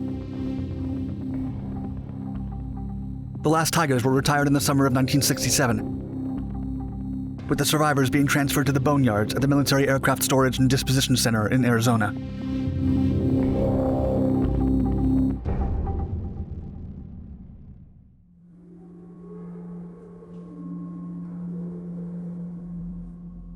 The F-11F Tiger never got to shoot its ammunition in battle, and a particular test proved that was probably for the best. On September 21, 1956, test pilot Thomas Attridge was aboard an F-11F Tiger, making a shallow dive at Mach 1 speed, in an exercise meant to test the aircraft's four 20mm cannons with two short bursts. Everything seemed normal until Attridge got to the end of his dive. While at a 7,000-foot height, the pilot felt something strike his canopy glass in one of his engine intake lips. The F-11F Tiger began to lose power, and the pilot decided to head back to base to land it before something went wrong. But to make it back safely without shattering the Tiger's canopy, Attridge had to maneuver the aircraft down into a crawl. This way, the engine would only produce 78% of its average power, and at that rate, he wouldn't be able to make it back in time. Only 2 miles away from the runway at the base, the Tiger's engine went out completely. Instead of bailing out, Attridge quickly attempted to crash land into some trees. However, his decision meant that the plane would catch up with its own burst of 20mm fire. The low pitch of the aircraft and bullet's trajectory, as well as the Tiger's descent at half the speed of sound, located it right into the gun's target area. As the plane ripped through the woods, it was impacted by its own projectiles on its windshield and the right intake. The aircraft's nose cone was broken, and the right wing was ripped off, gouging a path of destruction of over 300 feet long.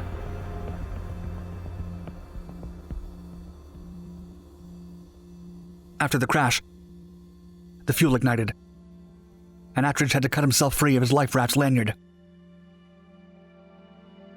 Amazingly, the pilot survived and only suffered a broken leg and 3 broken vertebrae. A Sikorsky S-58 helicopter directly dispatched from the Grumman factory picked up Attridge and carried him away to receive medical care at Central Suffolk Hospital in the town of Riverhead. The brave pilot spent 2 weeks hospitalized, but made a full recovery. Initially, Attridge thought he had flown into a bird, and it wasn't until later that he realized his plane had been hit by its own fire in only 11 seconds. During the test, the speed of the F-11F Tiger proved to be counterproductive, as the aircraft caught up with the projectiles, which is how the F-11 Tiger made history as the first fighter to shoot itself down.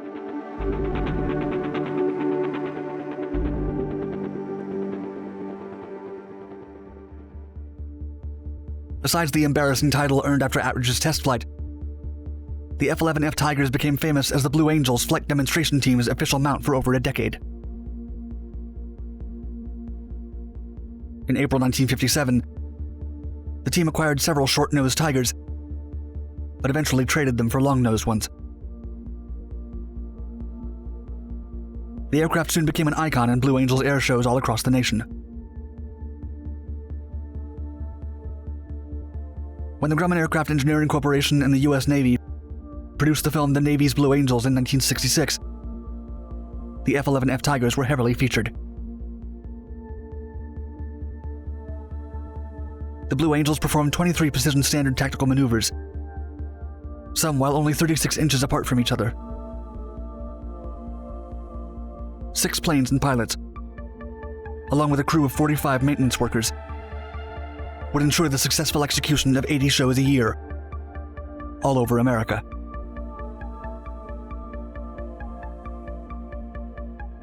"12 years after their introduction to the flight demonstration team, they were replaced by the more modern McDonnell F-4J Phantoms in 1969. In 1973, 2 Tigers that had previously been used by the Blue Angels were taken from storage and modified by Grumman to work as test beds to evaluate in-flight thrust control systems. The tests were carried out by Grumman from 1974 till 1975. Following the completion of the trials, the Tigers were returned to storage. These were the last Tigers to ever fly, ending the promising yet short-lived career of these carrier-based fighters. In 2005, a Tiger was acquired to be restored and display the markings of the U.S. Navy Squadron VF-21 of the Atlantic Fleet. This restoration was completed in 2011.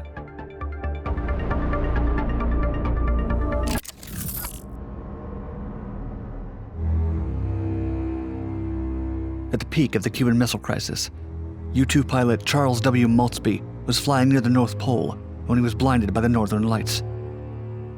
He had been on the mission as part of Project Stardust to collect air samples and monitor Soviet nuclear test activity at Novaya Zemlya, an island off of Siberia. The lights, however, obscured his view of the night sky and prevented navigation by the stars. Maltby's radio connection continued to fade until he reportedly picked up the sounds of Russian music from a local radio station. He had mistakenly flown into Soviet territory. Quickly turning back home, the U-2 found itself being pursued by Soviet MiG fighters, and the only reinforcements available on the American side were rushing to the scene armed with nuclear-tipped missiles.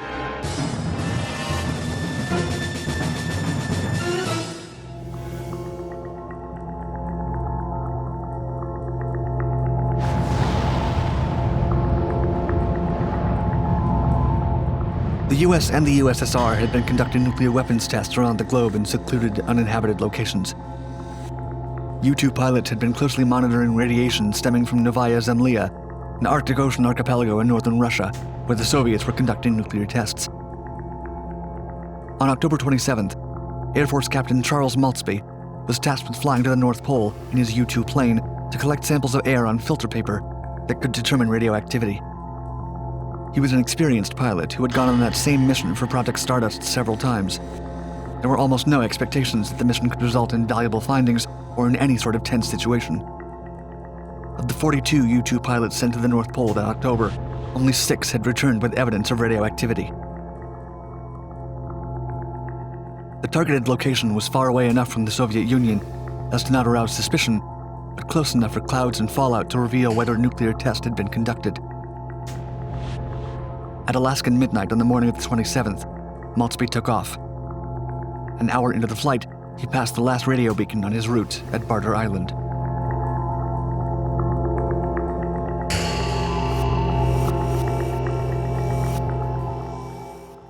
GPS wasn't operational until 1993, 2 years after the USSR collapsed. Maltby had to rely on ground navigation systems, or instead of those, on the position of the stars. By the time he should have been about halfway to the North Pole, he attempted to read the stars using a green card. It would have indicated the alignment of the stars at the time of night if facing the correct way. He should have been able to position himself based on Arcturus, the brightest star in the northern hemisphere. Vega should be placed to his northwest, while Polaris should have been above him, signaling his proximity to the North Pole. Maltby was unable to determine any of these assumptions. As the northern lights danced over the sky, the light impeded his reading of the stars. According to his journal entry, in light of the blinding lights, he decided to, quote, turn left for 90 degrees and then immediately reverse the turn for 270 degrees until you're heading back along your same track only in the opposite direction. Misdirected by the aurora borealis, the expert pilot was headed in the worst direction possible. By the time he should have been arriving at Eielson Air Force Base, he was instead entering Soviet airspace. Detecting the intrusion, 2 airfields near Chukotka sent out interceptor MiGs. At least 6 of them flew towards the lone American U-2 spy plane, intending to take it down. Having a U-2 plane flying over the Soviet Union was riskier than having one approach Cuba. The Soviet government would have every reason to see the entry of an American plane into their territory as a provocative act, or even worse, an act of war. The lost pilot, unknowingly, was risking setting off the spark that could end the world.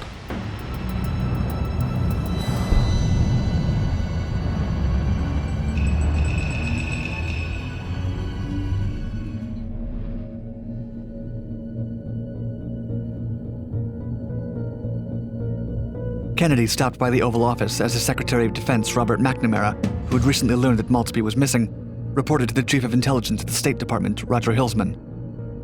Of the ongoing crisis, he informed him that the pilot could have accidentally entered Soviet territory.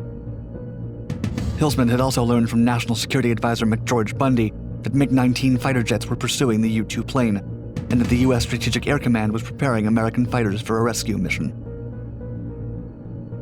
At 2 p.m., the Pentagon updated the White House, quote, "Apparently gyro trouble began, and he got off course. Picked up by HFDF, High Frequency Direction Finder, off Wrangel Island.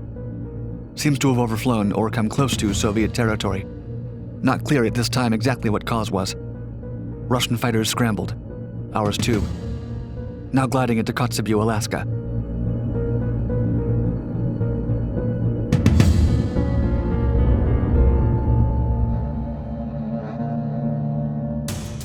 That day would later be known as Black Saturday in the White House. Nikita Khrushchev, the Soviet premier, was demanding that the United States withdraw its missiles from Turkey, and Kennedy had just informed the public of the missiles in Cuba a few days before.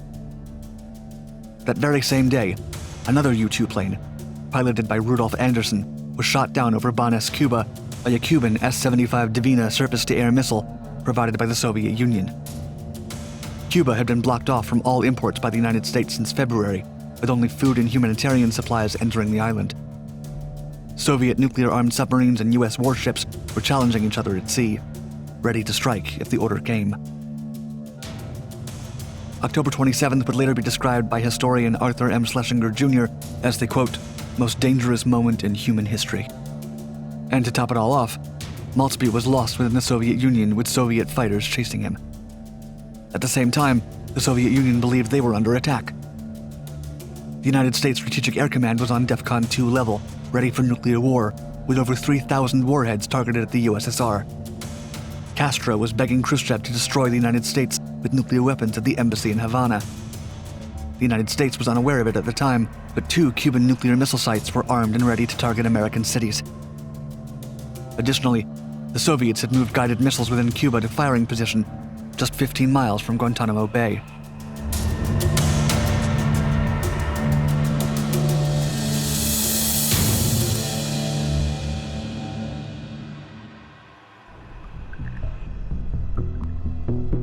Two F-102 Delta Dagger fighter aircraft were deployed by the U.S. Air Force to locate and bring Maltby back to American territory. The Soviet Air Defense Command had launched its own fighters, 6 MiG-19 planes, to intercept the American U-2. Due to the high-stakes situation bordering on wartime, the Delta Dagger fighters had switched out their Falcon air-to-air missiles for nuclear missiles, just in case a major confrontation ensued. The Pentagon had officially switched to DEFCON 3 alert status. The Delta Dagger pilots could launch nuclear weapons at their discretion should an emergency call for it. Maltby was being tracked by Strategic Air Command, as were the Soviet aircraft thanks to SAC's interception of Soviet air defense traffic.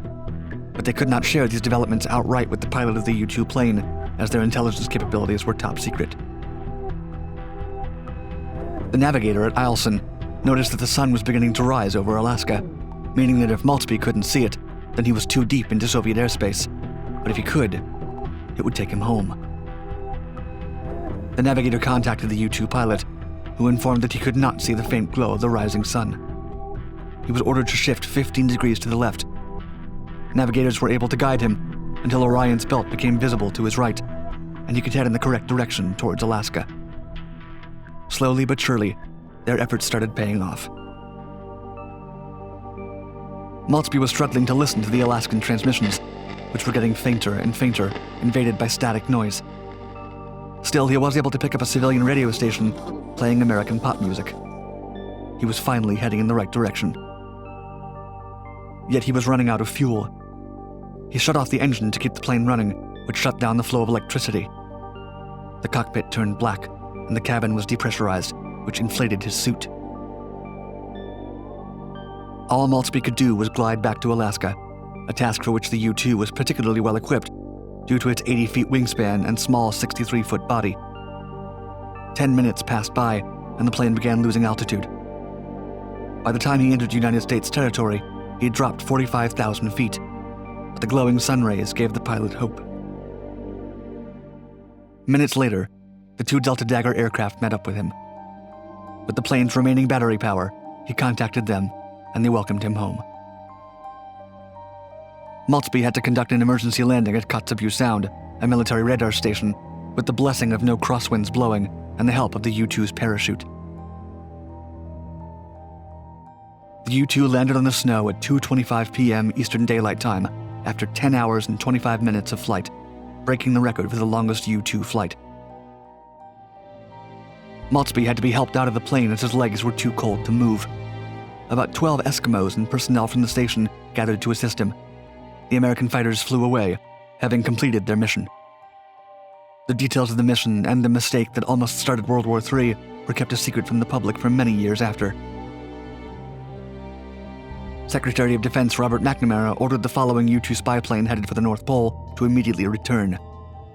He canceled all U-2 air sampling missions and requested an Air Force investigation into the causes of the incident that remained sealed. The general state of emergency remained until the following day, but the immediate crisis had been averted.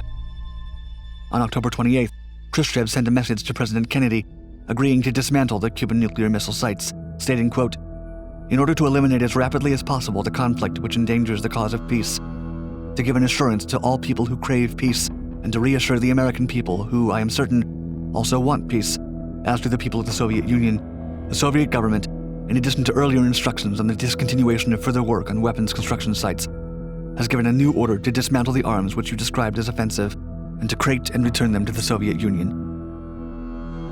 Khrushchev also spoke to the aggravation caused by multiple American entries into Soviet territory, mentioning Maltby's flight by stating, quote, "A still more dangerous case occurred on October 28th, when one of your reconnaissance planes intruded over Soviet borders in the Chukotka Peninsula area in the north and flew over our territory. The question is, Mr. President, how should we regard this? What is this? A provocation? One of your planes violates our frontier during this anxious time we are both experiencing, when everything has been put into combat readiness. Is it not a fact that an intruding American plane could be easily taken for a nuclear bomber, which might push us to a fateful step? And all the more so since the U.S. government and Pentagon long ago declared that you are maintaining a continuous nuclear bomber patrol." In response, the Kennedy administration temporarily grounded all U-2 missions.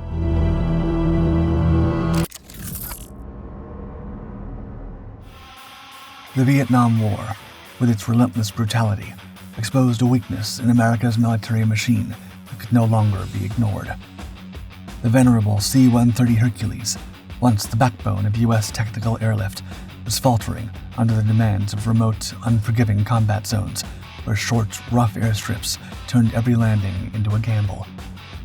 The need for a new breed of airlifter, one that could conquer the harshest conditions, land in spaces no larger than a football field, and bear the heaviest military hardware, became undeniable. Out of this dire necessity, the blueprints for the Boeing YC-14 were forged, an aircraft so revolutionary it seemed to defy the laws of physics. While the C-130 needed over 4,000 feet of runway to take off, the YC-14 could soar over a 50-foot obstacle with just 2,000 feet and a jaw-dropping 27,000-pound payload. It harnessed the Coanda effect, manipulating exhaust flow to generate extraordinary lift, allowing it to land in just 387 feet at a mere 99 miles per hour, an achievement that no other airlifter had ever approached. But the YC-14 was more than just a short-field marvel. It could transport a 109,000-pound M60A2 main battle tank across continents, and with a climb rate of 6,000 feet per minute, it ascended 3 times faster than the C-130, promising to redefine battlefield logistics and survivability. The YC-14 was poised to become the ultimate military logistics machine, meeting and exceeding nearly every demand the Air Force had set. Its potential to reshape the face of warfare was undeniable. So undeniable, in fact, that even the Soviets took notice. Rumors swirled that Soviet agents had stolen the YC-14's design, a bold move to create their own weapon to challenge American air supremacy. Yet, just as the YC-14 was acing every test and primed to take over the military airlift command, it vanished. The Vietnam War exposed critical limitations in the United States Air Force's tactical airlift capabilities. While reliable, the workhorse of the era, the Lockheed C-130 Hercules, struggled with the demanding conditions of Southeast Asian combat zones. Still, it was this fleet of cargo planes that made the entire war effort possible.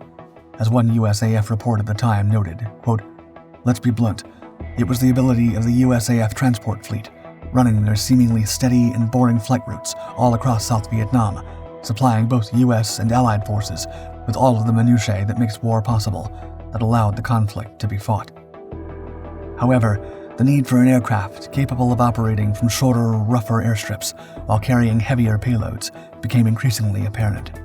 This realization led to the inception of the Advanced Medium STOL Transport, or AMST program, in 1972.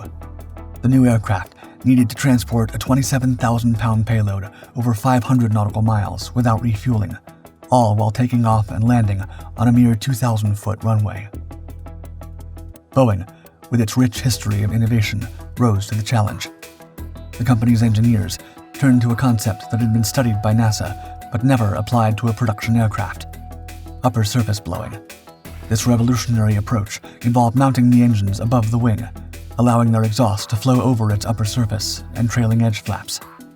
When the flaps were deployed, the Coanda effect would come into play, bending the exhaust downward and dramatically increasing lift. The decision to pursue USB was not taken lightly, as John K. Wimpress, a key figure in the YC-14's development, recounted after visiting NASA Langley, quote, "Joe Johnson and Dudley Hammond both reported on testing and showed Wimpress data that verified the high lift performance that Boeing had quoted in its proposal.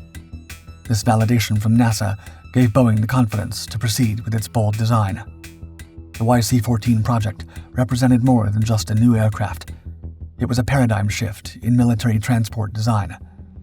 By leveraging cutting-edge aerodynamic principles and pushing the boundaries of engine placement, Boeing aimed to create an aircraft that could revolutionize tactical airlift operations. The stage was set for one of the most innovative aircraft in USAF history."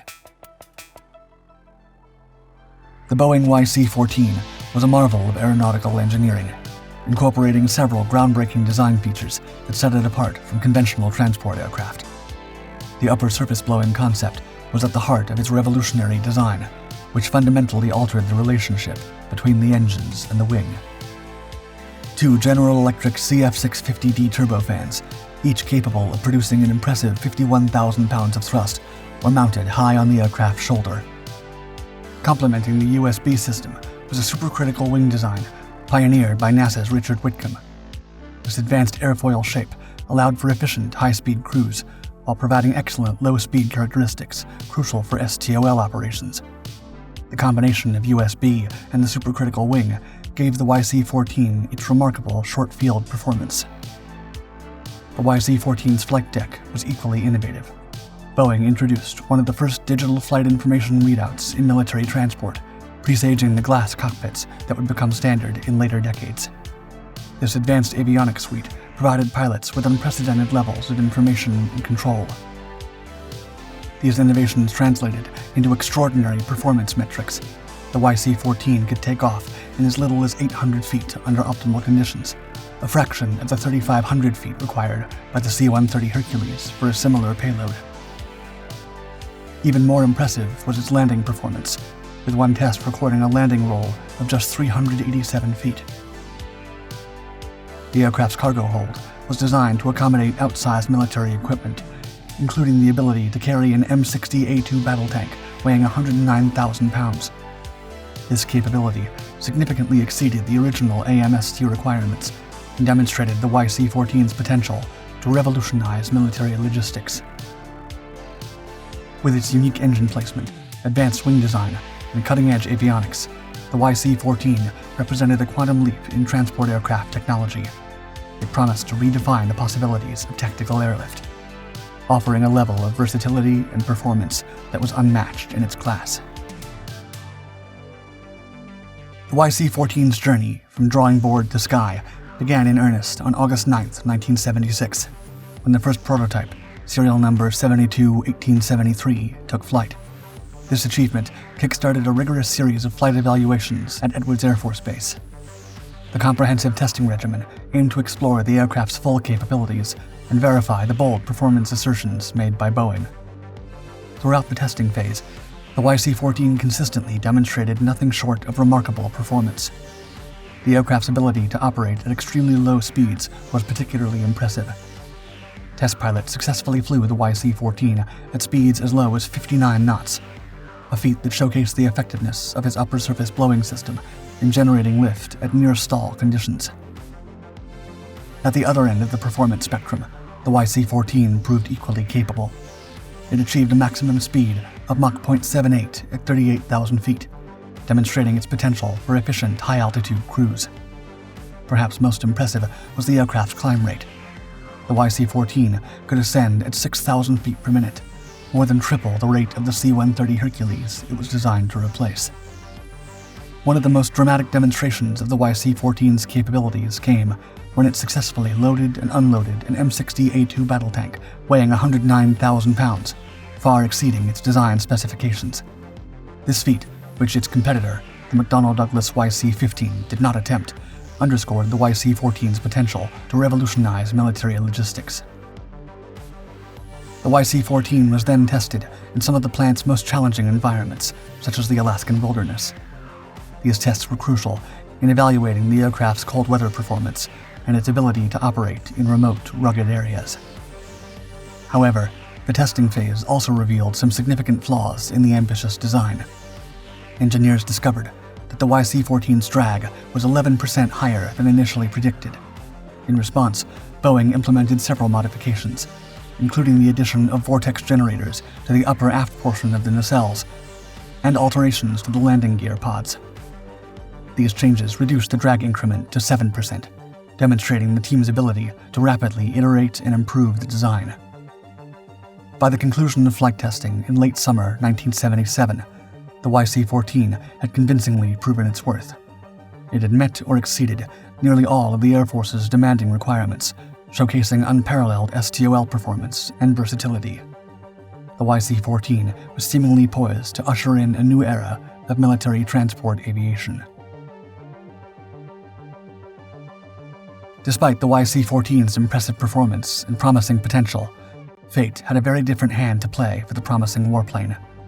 The conclusion of U.S. involvement in Vietnam in 1973 and the oil crisis that followed dramatically altered the landscape in which the AMST program operated.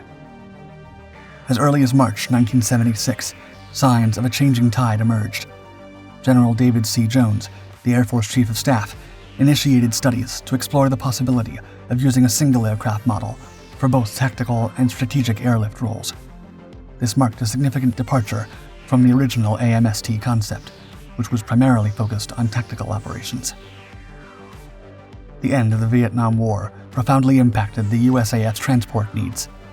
As one report noted, quote, "The Vietnam War had fueled a huge market for contract air transport services that had massively supplemented the USAF's own capabilities. But the end of U.S. involvement in Southeast Asia and the massive oil crisis post the 1973 Yom Kippur War meant that these private companies had seen their contracts end, and as a result, the divestment of much of their air transport fleets. This shift left the USAF with a critical gap in its strategic airlift capabilities. The aging C-141 Starlifter fleet, which had seen heavier usage than anticipated, needed substantial life extension programs.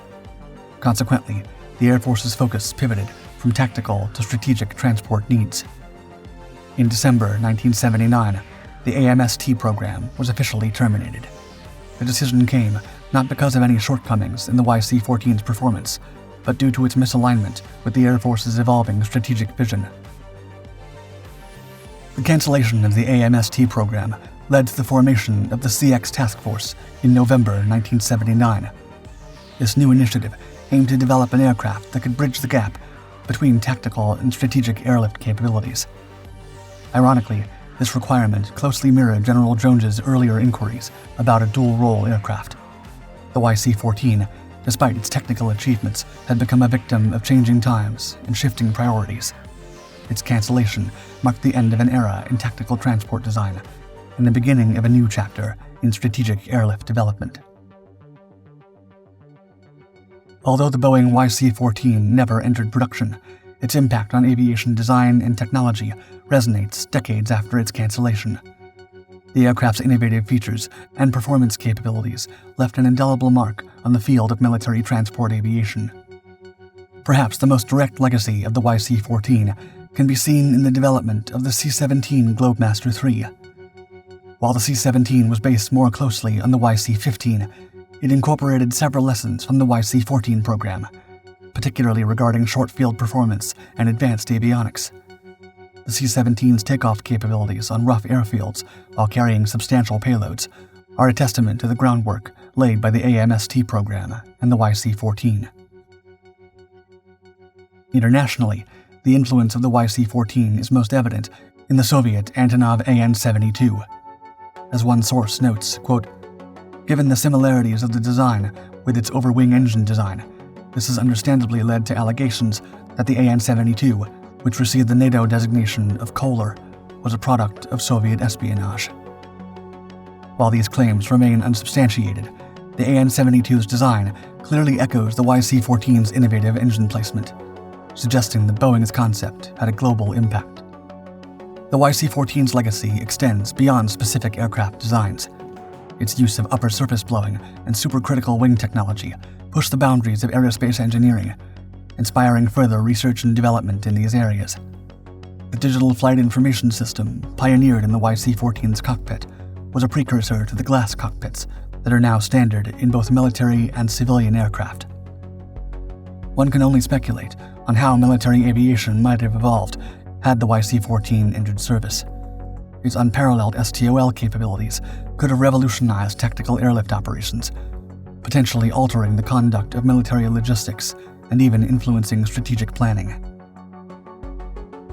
Today, the two YC-14 prototypes stand as silent testaments to what might have been. One rests at the Pima Air and Space Museum in Arizona, while the other is preserved at the USAF's Davis-Monthan Boneyard.